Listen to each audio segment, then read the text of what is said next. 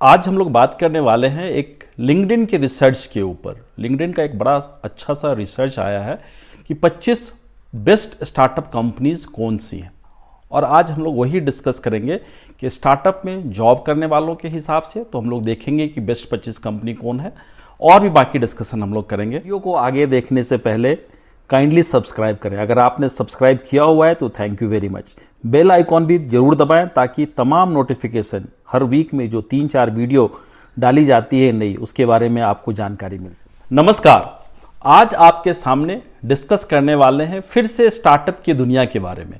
और स्टार्टअप की दुनिया सचमुच मेरा प्यारा सब्जेक्ट है। आज ही मैंने एक रिपोर्ट देखा है लिंक्डइन के ऊपर। लिंक्डइन का अपना एक एनुअल रिसर्च रिपोर्ट आता है और एक वो इंटरनल सर्वे करते हैं, एनालिसिस करते हैं, उसके बेसिस पे बेस्ट स्टार्टअप कंपनीज का एक लिस्ट देते हैं, जिसमें उन्होंने 25 कंपनीज 25 स्टार्टअप्स का एक लिस्ट दिया है। जो उनके पैरामीटर्स हैं, 4 पैरामीटर्स के ऊपर इन्होंने सारे स्टार्टअप्स को सेलेक्ट किया है। सबसे पहला यह है कि उसमें एम्प्लॉय की ग्रोथ कितनी है उस कंपनी में। दूसरा है कि जॉब सीकर्स का इंटरेस्ट कितना है उन कंपनीज में। तीसरा है कि किस तरह से इंगेजमेंट प्रोग्राम ये कंपनीज या उसके मेंबर्स चलाते हैं। और फोर्थ इंपॉर्टेंट एस्पेक्ट है कि कैसे वो अच्छे टैलेंट को स्टार्टअप कंपनीज अपने यहाँ खींचती है, पुल करती है। ये 4 पैरामीटर्स हैं। सर्टेन रेस्ट्रिक्शंस और रखा है इसमें कि 7 साल से पुरानी यानी 2014 के बाद की ही कंपनी को इसमें शामिल किया है। और इस लिस्ट में अगर आप देखेंगे तो सचमुच एक से एक बड़े उभरते हुए नाम हैं। इसमें एजुकेशन फील्ड यानी ई लर्निंग के फील्ड से कई सारे नाम हैं, जैसे कि पूरी लिस्ट आप यहाँ देख सकते हैं। अनअकैडमी जैसी चीज़ें हैं, या आप देख सकते हैं तो और भी लीडो जैसी कंपनीज हैं। इस टोटल कंपनीज का जब आप लिस्ट देखेंगे तो तकरीबन 15 कंपनी जो अकेले एक शहर में स्टैब्लिश हुआ है, और वो है बेंगलुरु। इसके अलावा दूसरे शहरों में अगर आप जाएंगे तो निश्चित रूप से दिल्ली, गुड़गांव एक दूसरा स्थान रखता है। मुंबई ने भी अपना स्थान रखा है, और इसके अलावा हैदराबाद, चेन्नई में भी इसकी प्रेजेंस है। मगर मेजोरिटी अगर देखेंगे 25 में से 15 स्टार्टअप्स जो इस 25 के लिस्ट में हैं, वो अकेले एक शहर से है, बेंगलुरु।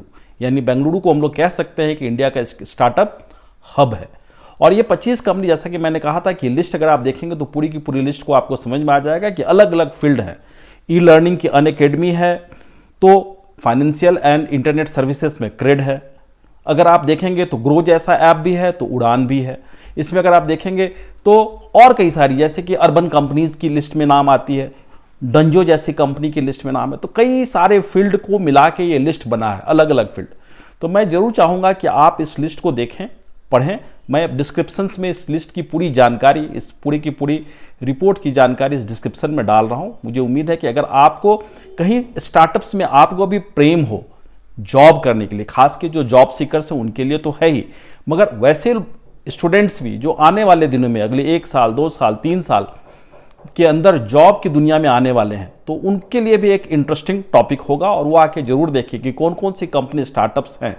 और मुझे पूरी विश्वास है ये जो 25 कंपनी का लिस्ट इसमें दिखा है, इसमें से कई सारी कंपनी आने वाले दिनों में बड़ी कंपनी के रूप में उभरेंगे और इन्वेस्टमेंट की दुनिया में भी बड़ा नाम करने वाले हैं।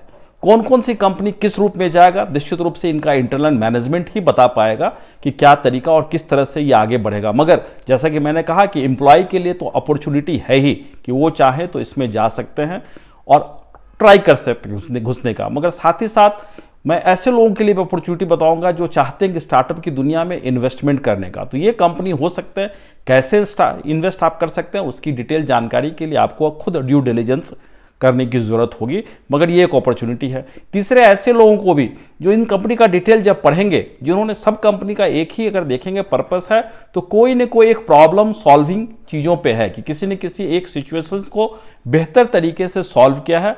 मोस्ट ऑफ देम टेक्नोलॉजी के प्लेटफॉर्म पे सॉल्व किया है।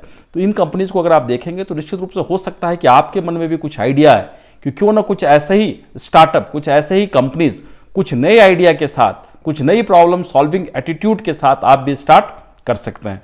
और मेरा पर्पस भी इस कंप्लीट प्रोग्राम का यही है। स्टार्टअप की दुनिया की जब भी मैं बात करता हूं कि अपनी देश इस जगह पे खड़ी है कि जहां बहुत ही अपॉर्चुनिटीज़ हैं, कई सारी चीज़ें हैं जो आने वाले दिनों में बड़ी होंगी, तो आप इसमें खुद भी पार्टिसिपेट कर सकते हैं। तो मैं ज़रूर रिक्वेस्ट करूंगा कि इस रिपोर्ट को पढ़ें, देखें और इसके ऊपर आपके जो भी कॉल हो, एम्प्लॉयमेंट से रिलेटेड, इन्वेस्टमेंट से रिलेटेड, या अपॉर्चुनिटी को देखते हुए खुद अपने लिए कुछ नया स्टार्टअप क्रिएट करने का सोच रहे हो, तो तीनों ही तरीका आप इसके माध्यम से कर सकते हैं।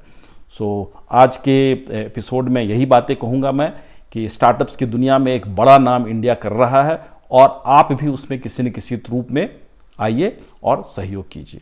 Thank you very much. नमस्कार।